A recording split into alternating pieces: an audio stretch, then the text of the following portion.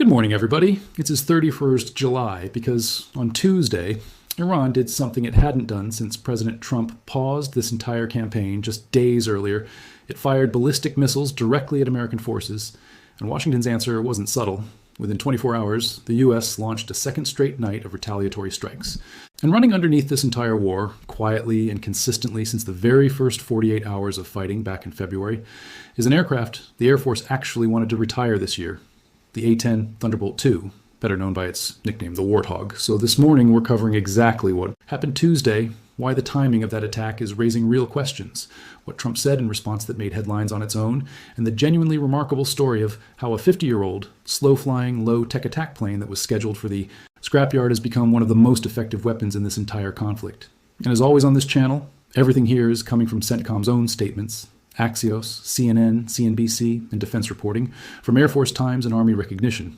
If something is a claim from one side rather than a confirmed fact, I'll tell you clearly, because that's the only way this channel stays worth your time on a story this serious.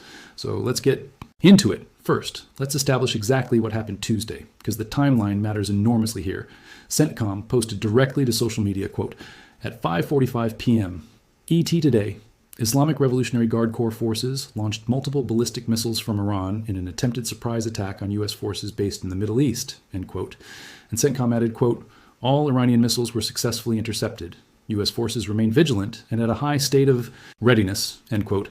Iran's own Islamic Revolutionary Guard Corps confirmed the attack too, with Iran's state-run IRNA news agency reporting that the IRGC had launched ballistic missiles specifically at Muwafaq Salti Air Base in northeastern Jordan, a location where CENTCOM maintains a regional command center, and the Jordanian military separately confirmed that all 5 of Iran's ballistic missiles were, quote, intercepted and destroyed, end quote, with no casualties and no damage. So on the core facts, both sides actually agree. Iran fired ballistic missiles at an American base in Jordan, and every single one of them was shot down. Now here's where this story gets genuinely significant, and it's a detail that most channels covering this are going to gloss over. This was Iran's first ballistic missile attack against a U.S. base in the region since President Trump had specifically paused strikes against Iran just days earlier on the previous Friday to give diplomacy another chance. So this attack didn't happen in the middle of an already active nightly bombing campaign. It happened during an actual deliberate lull, a moment when the United States had pulled back specifically to test whether a diplomatic opening was possible, and Iran chose that exact window to fire on American forces anyway. And there's an additional layer of timing here that I think is the real story most people are missing. The attack came just hours after President Trump had met with Israeli Prime Minister Benjamin Netanyahu at the White House for a closed-door session, focused heavily on Iran. And this was their first face-to-face meeting since the two leaders had launched this war together back on February 28th. The 90-minute session reportedly ended with the White House describing it as, quote, positive and productive, end quote, according to CNN, but not everyone read that meeting as purely diplomatic.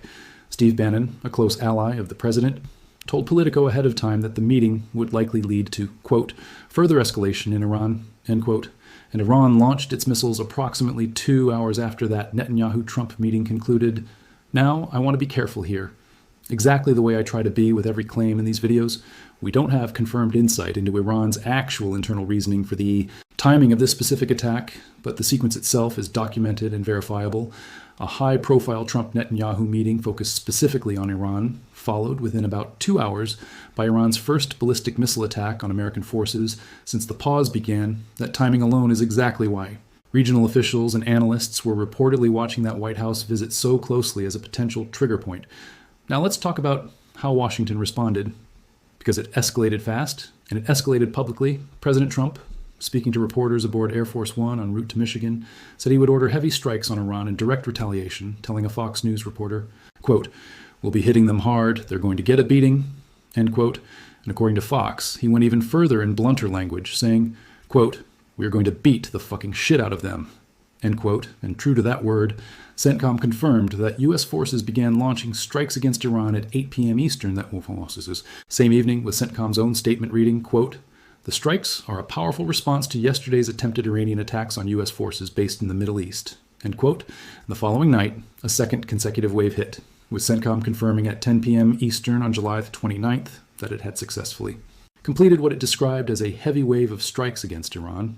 specifically in response to the ballistic missile attack 2 days earlier, and CENTCOM's language around the purpose of that second wave was direct, saying the strikes would, quote, further diminish threats posed by Iran and its proxies to American forces, commercial shipping, and neighboring Gulf countries, end quote.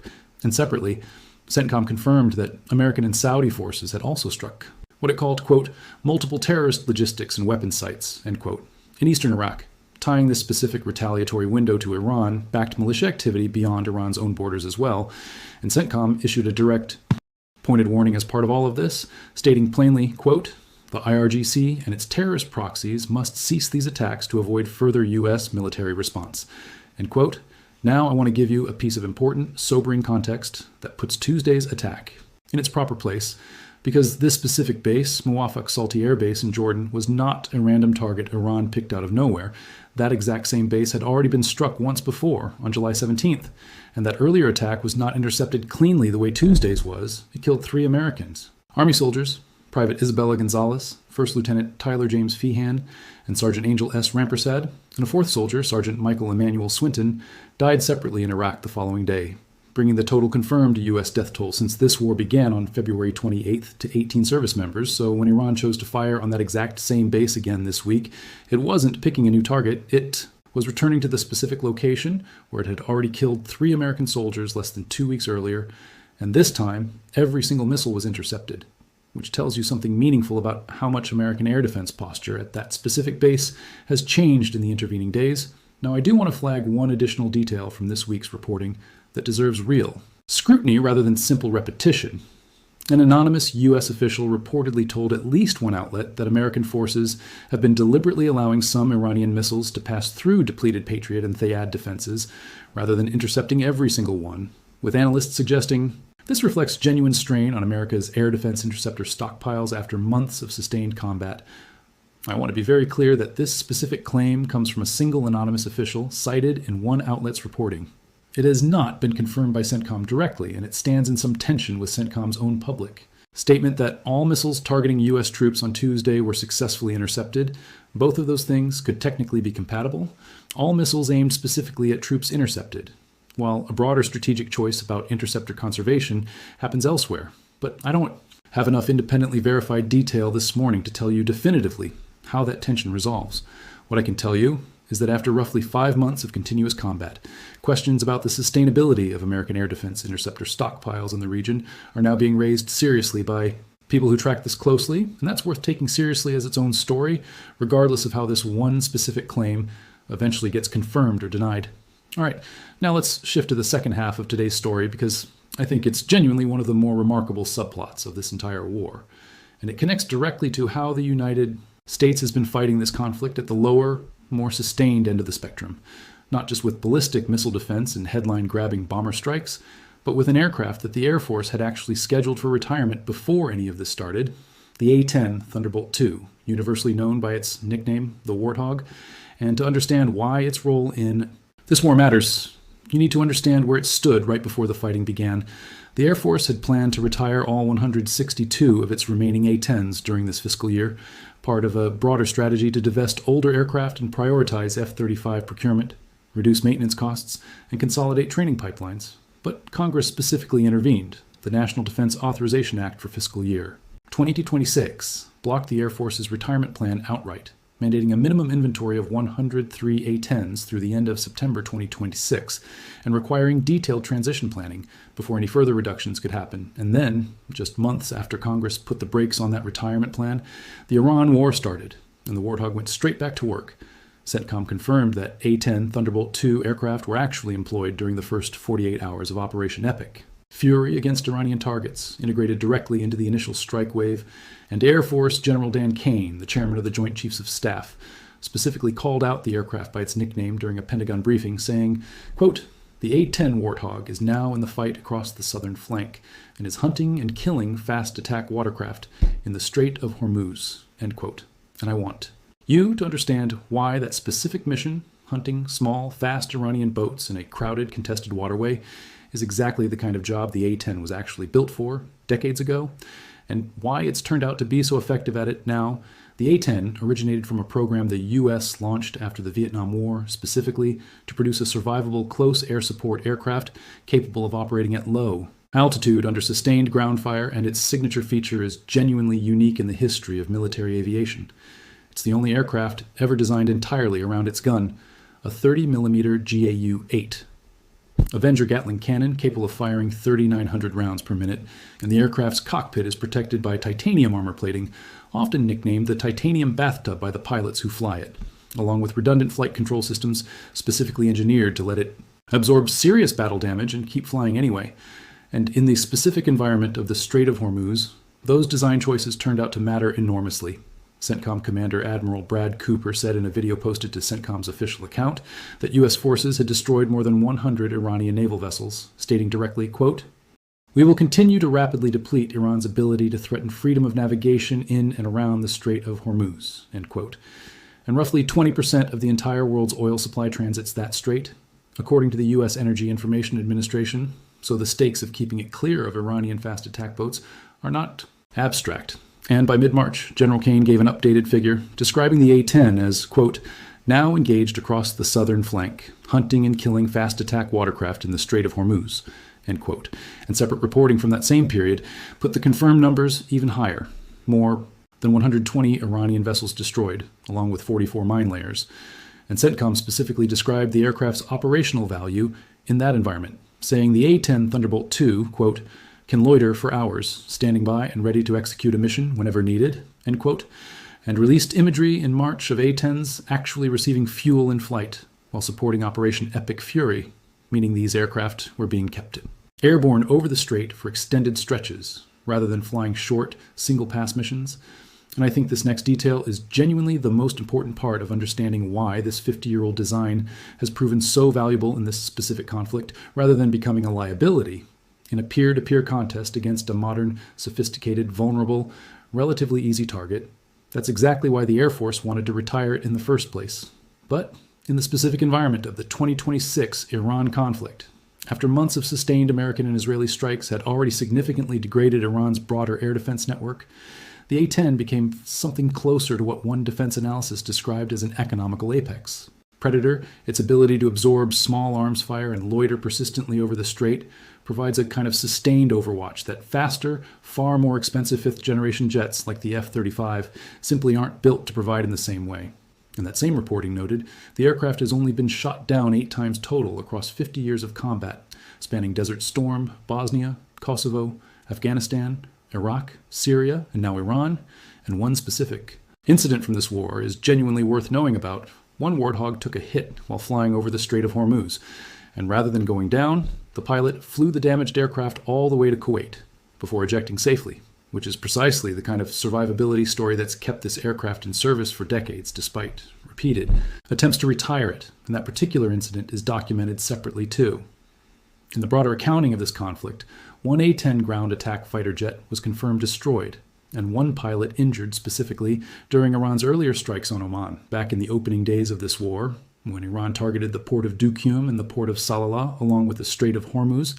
So the A-10's survivability record in this war isn't a story of the aircraft being invincible. It's a story of an aircraft built specifically to take damage and keep functioning, doing exactly that, even when it does get hit. Now here's the part of this story that genuinely surprised me the most while researching it, and I think it's a fitting way to bring both halves of today's video together. This week, on July 28th, the exact same day Iran launched its ballistic missile attack on Jordan, a new bill was published in Congress specifically because of the A-10's performance in this war. A proposed House bill, informally nicknamed the BART Act, after the distinctive sound of the A-10's cannon firing, requires the U.S. Air Force to retain at least 126 A-10 Thunderbolt II aircraft, reversing the plan, to retire most of the fleet that was on the table before this war ever started. So think about the arc of that story. An aircraft the Air Force had scheduled for the scrapyard, kept alive only because Congress intervened at the last minute, gets thrown into the opening 48 hours of a major war, almost as an afterthought, spends the next 5 months hunting small boats in one of the most strategically important waterways on Earth, racks up over 120 confirmed vessel kills, survives combat damage that would have ended most other aircraft's mission entirely, and ends up so proven in actual combat that Congress moves to permanently protect its future in the exact same week. Iran launches its first ballistic missile attack on American forces since the ceasefire pause began.